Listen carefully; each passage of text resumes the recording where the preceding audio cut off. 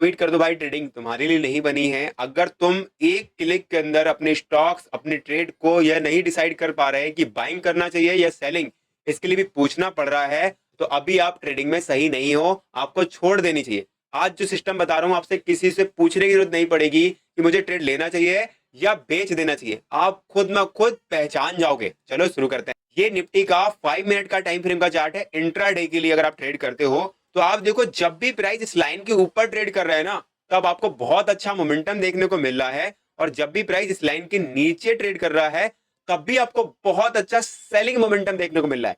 अब ये लाइन कौन सी है वो भी मैं आपको बताऊंगा, बट पहले ही समझो कि इसको यूज कैसे करना है। जब भी लाइन के ऊपर प्राइस रहेगा इन दोनों के ऊपर, आपको सिर्फ और सिर्फ दिमाग में बाइंग साइड के लिए एंट्री को डिजाइन करना है, मतलब चूज करना है। अब आपको इसमें ऊपर अपने सेटअप देखने की, अब मेरा सेटअप बनना है कि नहीं बन रहा।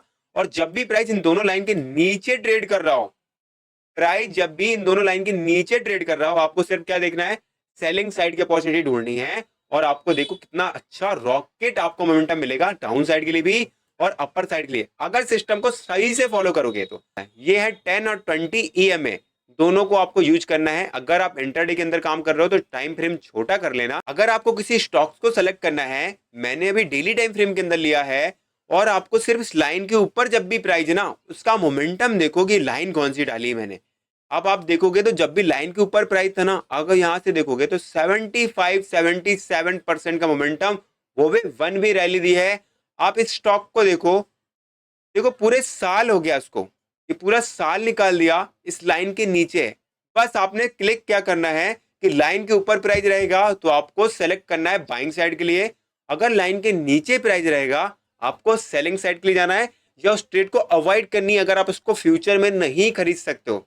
जब भी प्राइस इन दोनों लाइन के ऊपर ट्रेड करता है ना, सबसे ज्यादा पैसा वही बनता है। आप देखो, मैंने येलो वाली लाइन को एक और सीक्रेट ईएमएफ को लगाया है, उसके ऊपर जब जब प्राइस रहा है, इतना तगड़ा मोमेंटम आया ना कि आप सोच नहीं सकते हो। और ये फिल्टर करने के लिए बहुत आसान है, इन दोनों ईएमए को यूज करना है। और दोनों ईएमए को दिखाता हूं कौन सी है, एक है 200 ईएमए और एक है 50 ईएमए। आपको वही स्टॉक्स को सेलेक्ट करना है जो 200 और 50 ईएमए के ऊपर ट्रेड कर रहे हैं, अगर आप बाइंग साइड के लिए जा रहे हैं। बहुत सिंपल सा, वन क्लिक में कर सकते हो। मैं किसी भी स्टॉक्स को चूज करने के लिए, देखो यहाँ पे मैंने एक स्टॉक लगाया। अब मुझे ऐसा स्टॉक नहीं चाहिए जिसके अंदर देखो कितना गिचर पिचर हो रही है, आपको सिर्फ मोमेंटम को रेस करना है। और आपको देखो दूसरा स्टॉक चूज करो, देखो ये स्टॉक ऊपर है, इसके अंदर देखो रैली आई। अब हर स्टॉक में 75% की रैली तो नहीं मिलेगी, कुछ में कम कुछ में ज्यादा मिलेगी, बट आपको उन्हीं स्टॉक्स को सेलेक्ट करना है जो 200 और 50 ईएमए के ऊपर ट्रेड कर रहे हैं। मगर एक चीज और याद रहनी चाहिए कि 200 ईएमए के ऊपर भी 50 मूविंग एवरेज भी होनी चाहिए, तभी आपके एक अच्छे मोमेंटम वाले स्टॉक आपको पिक करने को मिलेंगे। आप इस ट्रेड को देख सकते हो, ये ट्रेड में देखोगे तो 50 मूविंग एवरेज 200 ईएमए के नीचे ट्रेड कर रही है। तो ऐसे में आपको इस जोन के अंदर आपको ट्रेड को अवॉइड करने की कोशिश करनी है। आपको हमेशा जब भी 50 ईएमए 200 ईएमए के ऊपर ट्रेड कर रही हो, उस लेवल पे आपको अपने सेटअप को ढूंढना है।